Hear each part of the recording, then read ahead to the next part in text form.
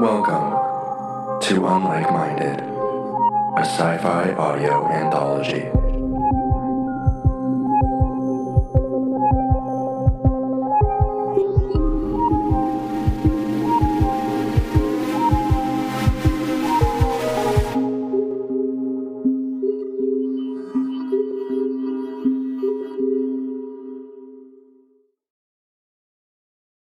We're Not Really Strangers by Nicki Holcomb. Selfish, monster, leave and don't come back. The words pierce razor sharp through Jacob's mind, a skipping record that repeats. Rain pours down the windshield to match the tears down his cheeks, and the dark road ahead is a blur. Selfish, monster, leave and don't come back. It rushes up in an instant. Jacob's mind screams for him to swerve, but the tree has smashed through the windshield before his hands on the wheel have time to react.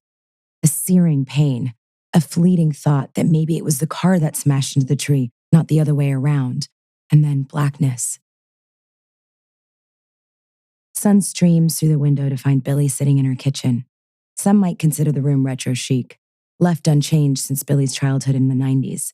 But to Billy, it had always just felt sad and neglected. Her phone is open to a contact. Max, do not call. Despite this, Billy's thumb hovers over the number. It's January now, and Max left in June. Each month, Billy's loneliness has multiplied like compounding interest, growing ever bigger even when she thought she couldn't possibly take any more. Abruptly, Billy opens a dating app, her thumb swiping swiftly across it, left. Huh, right. It's a match. Billy raises a brow, considering. She types out a message. I'd like to get to know you better. But then she deletes it, trying again. Free for a drink later? She stares at the message, then quickly types what she really means. I'd like to see you in my bed tonight. Desperation had given Billy daring, a boldness she'd always suspected was there but had never unleashed before. As she hits send, heat dissolves the gaping ache in her chest, at least for a moment. Just then a shout from upstairs. Billy, cries Amelia. Now, I need it now. Billy sighs. Most 30-year-olds don't live with their mothers, but then most mothers don't need round-the-clock medical care or have daughters with convenient nursing degrees. Billy makes her way up the stairs to the second story, but pauses outside the bedroom door. The master bedroom has been converted to her mother's recovery room, and she stands just outside for the length of a breath. A final moment of peace before she faces her mother. When she pushes open the door, the beeping of vital monitors greet her. Amelia reclines in bed. She pulls her oxygen mask away so she can speak. God, could you move more slowly? Sometimes I think you're trying to cause me pain. I'm sorry, Billy says, without much sorry in it. Billy sets her phone on the nightstand and begins to prep an IV bag when her mother scoffs loudly. Is that really how you think you'll attract a man? Amelia's eyes are on the nightstand where Billy's phone is unlocked, displaying her risque message. Billy colors. She tucks her phone in her pocket. I attract plenty. Maybe for a night, it's no wonder you're still single. The words sting Billy with irony and just a twinge of satisfaction. As though Amelia knew how to keep a man. As though Amelia weren't the reason Billy had lost hers. Billy's mother had never liked Max. Never approved of anything Billy chose for herself. In fact, Amelia had been the main reason she'd given him up. But these days, Billy also took a twisted pleasure in her mother's disapproval, purposely taking lovers that would make Amelia's lip curl. She thinks about how easy it would be to disconnect her mother's flow of oxygen. Just for a little while. Just until Amelia felt as helpless as Billy felt most days. You're probably right, Billy says, and attaches the IV to her mother's wrist. The things you do reflect poorly on me too, you know? Says Amelia as her eyes drift closed. So selfish, she murmurs, and then she's asleep. Back in the kitchen, Billy gets a new message. Sorry, I don't do desperate. Billy sprints off, her frustrations on a secluded dirt road that separates her house from the woods behind it. Her lungs burn, arms pumping with exertion and release. But as she reaches a bend in the road, something makes her slow. A crumbled form just beyond the concrete, nearly hidden in the shade of the tree line. A body. Billy's heart pounds louder in her ears. Briefly, she thinks of running right past, as though she'd never seen it, leaving it to be someone else's problem, someone else's nightmares for a week. But so few people use this trail. If Billy didn't check on the stranger, who would? She squares her shoulders and approaches the body. As she gets closer, it sharpens into a man around Billy's own age. Dark-haired, soft-lipped man. Billy chastises herself for noticing his lips. She drops to her knees and notices a tinge of dried blood on his hairline. A medical observation to make up for her superficial one. There are no obvious wounds. This was the coldest winter Billy had yet experienced in Oregon, and the man's breath is visible, just barely. So he's alive. She calls to him quietly, "Sir, are you all right?" He doesn't respond. She shakes his shoulder gently, and he suddenly jerks upright, eyes wide. Billy steadies him. "Careful, you're hurt." The man frantically pats himself down, searching for wounds, just as Billy had. Finding nothing, he scans their surroundings, the trees and the empty road. "My car," he croaks, dismayed. There's no car in sight. Billy hasn't seen one on this road in years. The man is confused, maybe even concussed. I just live down the road," she says, "and I'm a nurse. Will you let me help you?" For the first time, he meets her eyes. Something invisible passes between them, a frisson of familiarity. There is darkness in this man. Billy can see that much. But his darkness seems somehow like an echo of her own. Like he'd known her before she knew herself. Like she'd loved him in another life. A million questions flint through Billy's mind. Who is he? How did he end up here in the woods near Billy's house? Was it a coincidence that she'd be the one to find him? Or some act of fate? But one thought drowns out the rest. He'd come here for her. There's a man in my house. Even better, there's a man in my shower. Billy's body is buzzing as she helps her mother bathe. The stranger had introduced himself as Jacob. He'd come back with Billy like she'd asked. "You can't just bring home a man you found in the woods," Amelia protests. "He could be anyone." A thrill runs through Billy like a shiver. He could be anyone, she agrees. Even he doesn't know. Absolutely no memory of what happened to him. Just his name. Amelia tuts. "It's irresponsible you bringing him here. Even if he's not some monster, he needs to go to a hospital." Billy frowns. For a moment, she doubts herself, wondering if her mother is right. But she defends the choice, convincing herself as much as her mother. "You've been in that ER. It's nothing but quick fixes and patch-ups. Aren't you more comfortable here?" "Some days," Amelia mutters. Billy ignores that, invigorated by her own certainty. He's better off here. Besides, other than memory loss, nothing seems to be wrong with him. There was blood on his forehead, but no wound. Amelia stiffens at that. Her voice rises in alarm. "You brought home a man covered in someone else's blood?" There's no trace of blood when she finds Jacob downstairs, now with wet hair and clean clothes. "I like your house," he says, offering a bashful smile. God, his teeth. Billy loved good teeth. She'd gotten that from her mother, who'd always been snobbishly proud of the beautiful teeth that ran in their family. She forces herself to shift into nursing mode. "So, did anything seem familiar?" She'd given him permission to peruse the house for anything that might spark a memory. It was a technique for recovering from amnesia. One she had not gotten from textbooks, but rather from the hospital soap she pretended not to enjoy. Jacob runs a hand through his hair as though he's embarrassed. "Everything's familiar," he admits. "There's something about this place." He hesitates, then continues.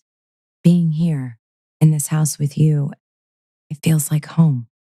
Billy flushes. The word shoots straight through her. Maybe he feels drawn to her too. "Focus," she reminds herself. "Okay, is anything particularly familiar?" Jacob glances around. He points to an old boombox on a high shelf. "That," he says. "That boombox?" Billy laughs. "Nobody has used that in ages. I wonder if it still works." "Only one way to find out," Jacob says with a devilish grin. He climbs onto the couch to pull the boombox down to the coffee table. Billy pops the batteries out of the TV remote and offers them up so Jacob can swap out the old for the new. He turns to Billy with a brow raised in anticipation. She rolls her eyes, though she's smirking. "Oh, just try it." Obediently, Jacob pushes the power button. Nothing happens. He pushes it again. Still nothing. "Dead," Billy announces, just as I suspected. "Well, let's at least see what we're missing," says Jacob, pressing open the CD compartment to reveal "Come On Over," the Shania Twain album. "A classic," she exclaims. Let's listen to it. She pulls out her phone to find the album online, and soon the opening riff of Man, I Feel Like a Woman emits from the phone. Billy places it on the table between them, and Jacob's eyes linger on it, a strange look on his face. Billy wonders if he too has somehow seen a glimpse of her dating apps. But Jacob suddenly shakes it off and crosses the room, reaching for a bottle of whiskey that sits open on the side table. I help myself, he says. Hope that's all right. He takes a swig without waiting for a response.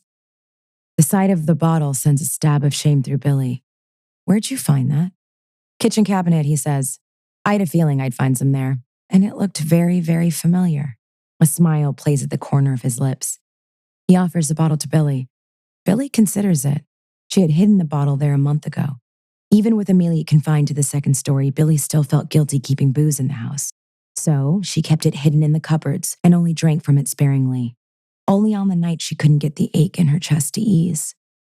Of course, she was an adult. She hadn't done anything wrong, but she still felt like a kid who'd been caught in a lie. This was the internal struggle for the child of an addict. The uncertainty, the self-monitoring. Was it okay that she needed the whiskey from time to time? How much was too much? Not for a normal person, but for her. Could Billy still spiral into alcoholism if her mother had only been addicted to pills? The point is, she had hidden the whiskey well. Jacob would have had to dig to find it. Unless, of course, he'd already known where it'd be. A sudden thought brings Billy back to the present. Do you really think you should be drinking, given, well, whatever you've been through? Thought about that, comes Jacob's reply. Maybe I got so drunk last night I forgot my whole life, and if I get drunk again, I'll remember. He winks at her. The statement is so ridiculous that Billy can't help but laugh. Something inside of her relaxes as she accepts the whiskey from him, taking a long pull. She'll give up nursing mode for the night. Maybe she'll give up responsible adult mode entirely. Doesn't she deserve a night off every once in a while? A soft, slow song starts up, and Jacob bows elaborately, offering Billy his hand. A dance would be very familiar, he says. Billy eyes him with amusement. She sets the bottle down and lets him pull her into a slow dance. Jacob's hand on her back is warm. Its warmth seems to spread through her body, following the whiskey. As they sway gently together, he studies her. It's my turn to ask the questions, he says. Let's see. Name, Billy. Occupation, nurse. He cocks a playful brow. Relationship status? Billy smirks right back, not bothering to chastise herself this time. Single, she says, holding his gaze. But technically, I have no occupation. Just for full disclosure. His brows stood up. You're not a nurse? Did you say that just to trick me into coming home with you? I used to be a nurse at the hospital in town before my mom got sick. She shrugs. I may still act like a nurse, but I don't think you can call it an occupation if no one pays you for it. He nods, considering that. No job, no marriage prospects.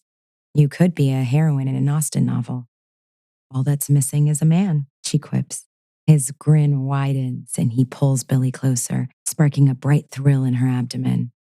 She hesitates for just a moment, all the logical concerns flitting through her mind. Strange man, strange hands, no one to save her from her own desire. The thoughts stop when she kisses him, right on the same soft lips she chastises herself for noticing. Jacob stiffens and pulls back. I'm sorry, He puts a hand to his mouth as though surprised by the sensation there. I wasn't expecting that, he says. She looks at him quizzically.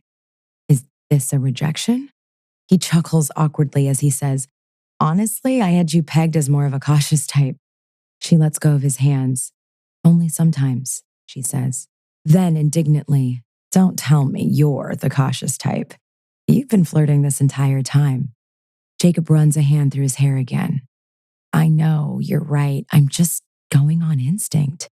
Maybe that's what I am, a flirt. But I've never been in this situation before, and it's odd. His eyes fall to her lips.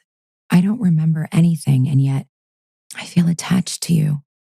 I just don't know why. Billy's heart beats faster, wanting this more than ever. I feel the same way, she says. But Jacob isn't finished. It's just, I don't think I'm a very good person, and you've been so kind and caring and good. I think this would be a mistake. A mistake for you.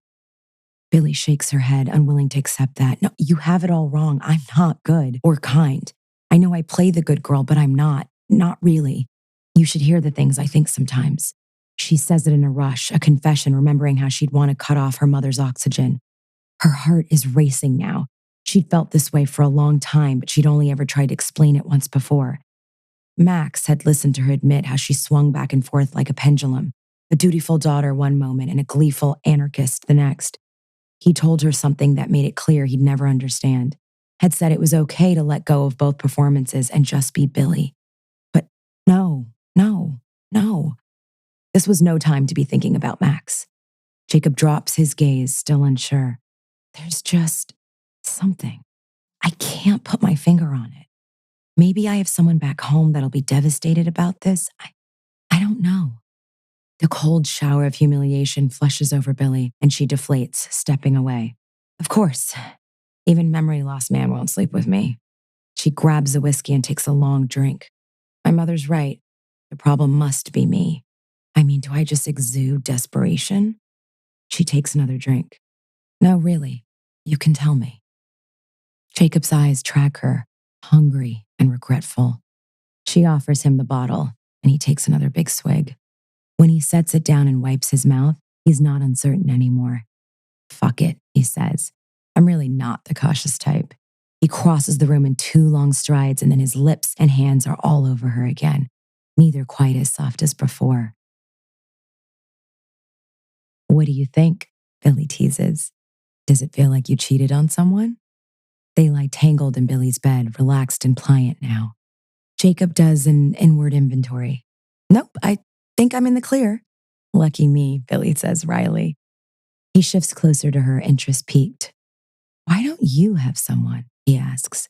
You're beautiful, eligible, devoted. Billy rolls her eyes with a smile.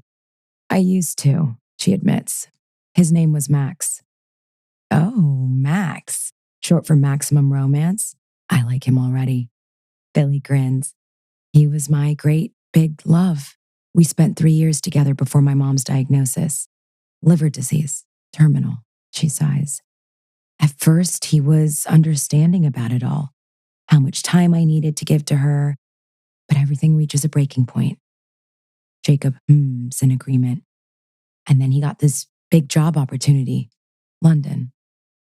Here, Jacob grimaces, remembering how much he doesn't remember. And where exactly are we now? Billy chuckles. Ashland, Oregon. Ah, kind of far from London then. Kinda, she mocks. He asked me to come with him. I said no, and that was the end of that. Jacob looks at her like she's a lunatic. Why the hell did you do that? What do you mean, why? My mom needed me. She doesn't have anyone else. Jacob gives Billy a look like he doesn't buy it. And after a moment, Billy relents. Maybe it wasn't just that. I think, she closes her eyes, immersing herself in the memory. I think I was afraid of him. He really loved me, you know? And to be truly known like that, it's terrifying, Jacob finishes. Billy nods, tears springing to her eyes. Jacob pretends not to notice. Much safer to sleep with an unlovable idiot like me, he quips. Billy blinks the tears away. Yes, my thoughts exactly. He changes the subject. Will you be the big spoon for a bit? I want to feel like a giant baby. Billy nods and he rolls away so she can wrap her arms around him. What happened to your mother? He asks once he's comfortably nestled inside them. How'd she get so sick? Billy hums into Jacob's neck. Age, I suppose? Jacob's brow wrinkles. Really? How old is she? For a moment, Billy doesn't respond. Finally, she confesses. She's only 55. It's not age. She destroyed herself. Pills, mostly. Ironic, isn't it? She got exactly what she wanted. She gets to be drugged up all day while I cater to her every need. For a moment, Billy is quiet, remembering. Wasn't always like this, though. Everything was all right for a while. Back when I was really small. Jacob's eyes drift closed, letting Billy's words wash over him as he listens drowsily. Billy sighs.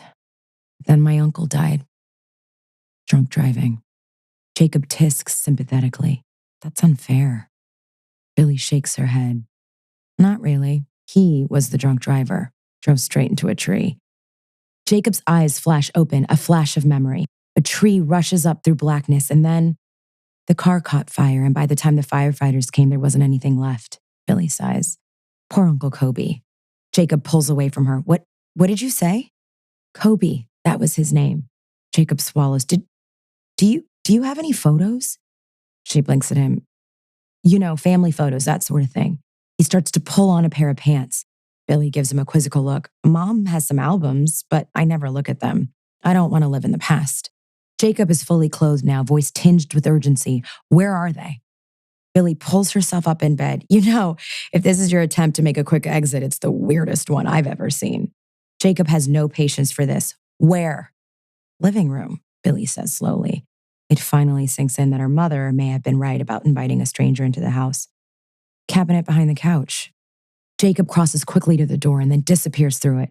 Alarmed, Billy throws on her own clothes and follows him out.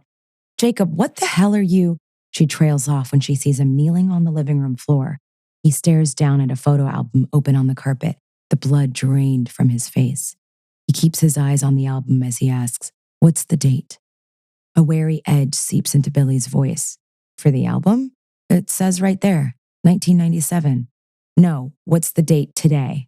Billy studies him, concern taking over her fear. January 4th, 2024. Jacob turns and pukes on the carpet. Jesus, Jacob, loss of date is a bad sign. Billy reaches for him, but he flinches away. She feels a wave of guilt. We should have taken you to the hospital. I should have done that in the first place. He wipes his mouth and gives Billy a pleading look. Do you know what Kobe is short for? He points to the album. Billy glances down to see a photo of her mother, decades younger, smiling wide. Amelia's arm is around a man beside her. A man who looks just like Jacob, says Amelia. Billy and Jacob look up, and she's standing right there on shaky legs, hands braced on the railing that separate the second floor from the open air. Eyes wide, she swallows hard and speaks again. Kobe is short for Jacob.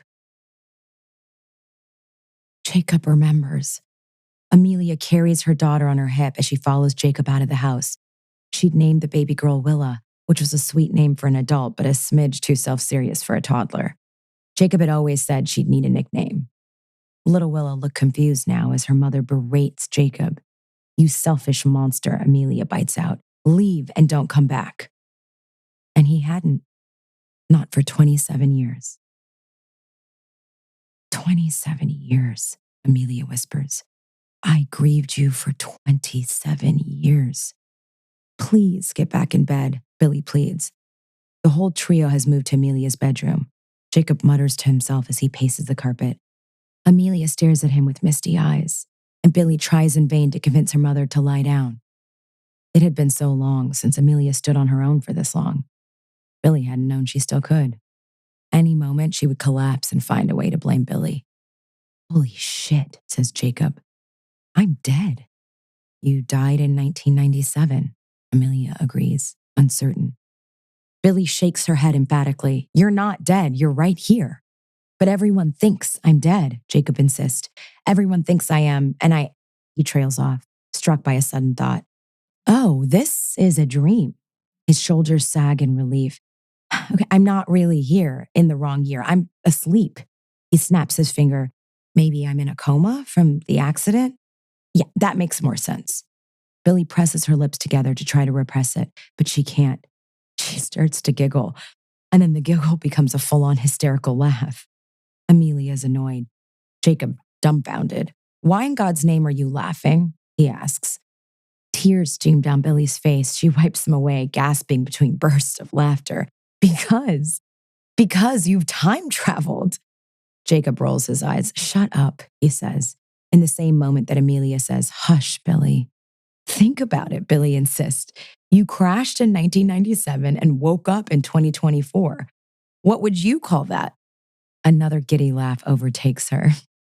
God, do you think this has happened before? I bet it has. I bet people are just time jumping all the time and no one bothered to tell the US government. Ames, talk some sense into your daughter, says Jacob, But when he turns to Amelia, her misty eyes have hardened in disgust. I used to wish they could have at least recovered your body for the funeral, she mutters. But all along it was here? Billy's amusement dissipates. He didn't come here on purpose, she says quietly. He didn't choose this. Amelia turns on Billy. Didn't he? He chose the drugs over me, over everyone, every time, whatever made him feel good. But what about me? Jacob takes a wary step back. He closes his eyes. This is a dream. Amelia laughs now, a hostile, hollow sound. She advances on him. Of course you choose that. You always took the easy way out, even when your easy way was our nightmare. She begins to shake with rage. Time travel? A dream? Whatever bullshit this is, nothing has changed. Her knees buckle and she stumbles. Mom, please, Billy begs, reaching for her. But Amelia swats her away, still focused on Jacob. She gestures around the room at all the medical equipment. Look at this. You did this to me. You ruined me. Jacob shakes his head violently. When I wake up, you'll be fine. I'll never be fine again, thanks to you, Amelia shouts. Jacob's eyes snap open. You did this to yourself, he snarls back. Billy told me everything. How you destroyed yourself, did all the things you accused me of and worse. If I ruined you, you ruined her. Look at her, how alone she is. So desperate she screwed her own uncle just to avoid being alone with you. They all freeze. A feeling like ice water flows from the top of Billy's head through her entire body as Amelia turns to her in disbelief. Jacob has the decency to look sorry. Billy turns on her heel and flees. Billy sits on the bathroom floor waiting for the shouting to stop. Her back is to the door, arms around her knees as she feels small, so small. She can't shake the feeling that she time traveled too. Somehow she was little Willa again, listening to two people she loves destroy each other, one vicious word at a time. She's been right, after all, to see pieces of herself in Jacob. But it wasn't a spark or reincarnated love or a deep romantic knowing. Their kinship wasn't spiritual. It was literal. It was the shared darkness of family, inescapable even now against the laws of nature, of physics, of everything solid and simple and right. But Billy isn't a child anymore. Billy stands. It's only then that she notices the silence. Amelia's on the floor, breathing ragged, when Billy pushes the door open to find her there. Billy hurries to help her mother into bed, and this time Amelia doesn't resist. Where's Jacob? Billy asks. Amelia takes a few breaths with the oxygen mask before she turns to face Billy full on. It's clear she'd been crying, but her face is resolute as she says it. I sent him back. Billy blinks. What do you mean, back? If a crash brought him here, then a crash will send him back, Amelia explains slowly. So I told him where you keep your keys and I sent him back to the tree. Billy steps away from her mother aghast. Why would you do that? Amelia pushes herself up in bed, angry again. This is the only way to erase everything that's happened. He'll go back and live, and you and I can do it all again. Better this time. Don't you see? We'll finally have a real chance. Billy is horrified and intrigued at once. Could she have a better life? A loving mother, an uncle, a father that stayed? Could she erase what had happened between her and Jacob? And could she finally belong to herself instead of to all of this? But an image flashes into her mind. Jacob's body crumbled in the trees, blood crusted on his forehead. She realizes the truth. You don't really believe this will work, she says, pained. You just want to punish him for what he's done. Amelia holds Billy's gaze. A confirmation. She opens her mouth to respond, but the bedroom door slams shut before she can form a word. Jacob grips the wheel. He stares through the windshield at the tree waiting there for him and tries to muster the courage to step on the gas. The bottle of whiskey rides shotgun beside him, half empty now. He's not sure how long he's been sitting there when someone bangs on the car window, making him start. It's Billy, hands on her knees as she tries to catch her breath. Jacob rolls down the window. Hi, he says. She gives him a bewildered look. What the hell are you doing? Making things right. I'll go back and it'll erase all of this. It's, a loop or something. He trails off. At least that's what Amelia said. Amelia's full of shit if you didn't notice, Billy snaps. You were supposed to be dead, and now you're here. It's not a loop, idiot. It's a miracle. Jacob looks away and then back at her, a pleading look in his eyes. Don't you want a chance to try again? Billy grips the window frame, sympathetic but wishing she could shake him too. This won't make things better, Jacob. This big, hard choice you think you're making, this is taking the easy way all over again. He puts his head in his hands, but she keeps plowing forward. I understand how you feel, I really do. People like you and my mom, you swing around like wrecking balls, crashing into things. And sometimes that must feel so good. But people like me are left rushing around after you, just trying to clean up the mess. She's crying now, but doesn't bother to wipe away the tears. And God, some days I want so bad to be the wrecking ball. Or God forbid, at least quit the cleanup crew. But I don't. Make the hard choice this time. Please. Stay and be my uncle. Be my mother's brother. Because I'm telling you now, if you make another mess, it'll be me who has to clean it up. Jacob turns to look her full in the face. Why? He asks plaintive. She tries not to sound exasperated. Why what? Why do you have to clean it up? Jacob stares at Billy. Why can't my mess just stay a mess? Billy is stunned into silence. Uncertain, she takes a step back. That's when Jacob steps on the gas. Tires squeal as the car plows straight into the tree. There's a sound of crunching metal. Smoke billows from the hood. Billy stands frozen in shock, but then she runs to the driver's side window to see, is his body gone? Did it work?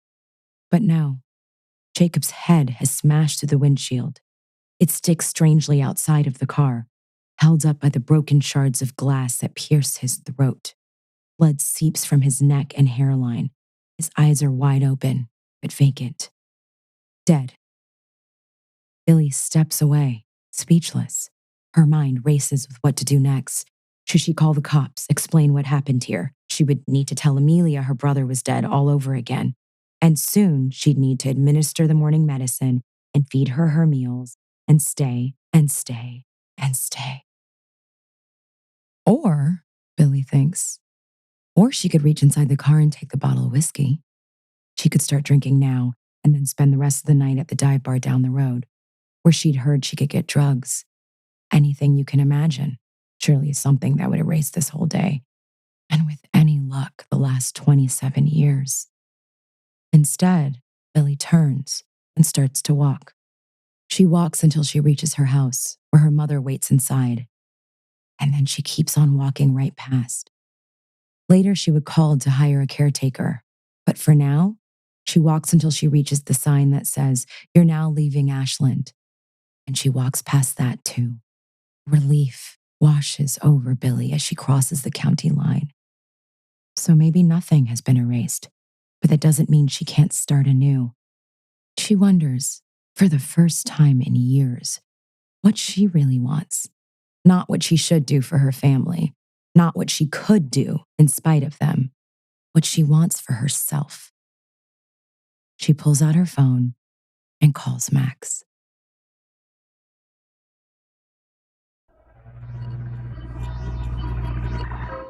This has been Unlike Minded, a sci-fi audio anthology.